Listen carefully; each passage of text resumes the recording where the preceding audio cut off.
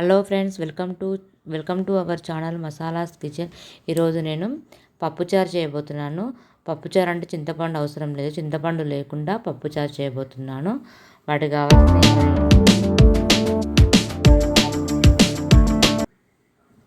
నేను పప్పు వచ్చేసి ఒక చిన్న కప్పు కందిపప్పు, ఒక హాఫ్ కప్పు ఎర్రపప్పు అంటే మైసూర్ పప్పు వేసి ఉడకబెట్టాను.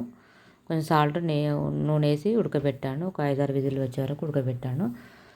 ఉడికింది పప్పు. ఇప్పుడు మనం స్టవ్ ఆన్ చేసి బాండి పెట్టి ఒక 2-3 టేబుల్ స్పూన్ ఆయిల్ వేసి మనకు కావాల్సిన వెజిటేబుల్స్ ములక్కాడలు, టమాటా, వంకాయ, బెండకాయలు ఇవన్నీ వేసేసుకొని మగ్గిన తర్వాత సాల్ట్ కూడా వేసేసుకొని మగ్గిన తర్వాత పసుపు, వెల్లుల్లి రెబ్బలు వేసేసుకోవాలి. తర్వాత కారం ఒక చిన్న హాఫ్ స్పూన్ కారం వేసుకోవాలి.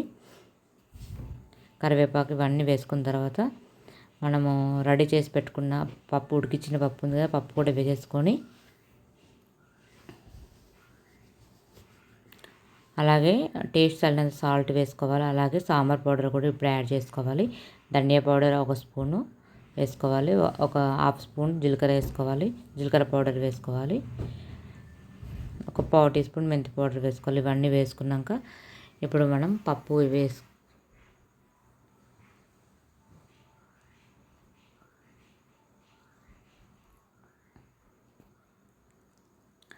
వేసుకొని కలబెట్టుకున్న తర్వాత వాటర్ యాడ్ చేసుకోవాలి.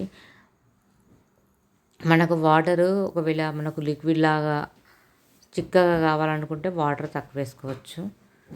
కొంచెం పులుసులా ఉండాలంటే కొంచెం ఎక్కువ వేసుకోవచ్చు వాటర్, మన ఇష్టం అది. నాకైతే కొంచెం తక్కువనే వేసాను, కొంచెం చిక్కగా ఉండాలని. ఎంతో టేస్టీ తొందరగా ఈజీగా రెడీ అయ్యే మన చింతపండు లేకుండా పప్పుచారు రెడీ.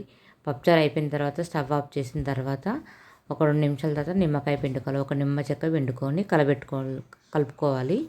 ఎంతో టేస్టీ చింతపండు లేకుండా మైసూర్ పప్పు, కందిపప్పుతో చేసుకున్న పప్పుచారు రెడీ. ఈ వీడియో మీకు నచ్చినట్లయితే సబ్స్క్రైబ్ చేయండి, లైక్ చేయండి, షేర్ చేయండి, కామెంట్ చేయండి. ప్లీజ్ ఒక లైక్ ఇవ్వండి. లైక్ ఇవ్వడం వల్ల నాకు నా వీడియో ఇంకా మోటివేట్గా ఉంటుంది, ఇంకొంతమందికి రీచ్ అవుతుంది. అలాగే సబ్స్క్రైబ్ చేసుకోండి ఫ్రెండ్స్. ప్లీజ్ సబ్స్క్రైబ్, లైక్ చేయండి friends. Thanks for watching. Bye.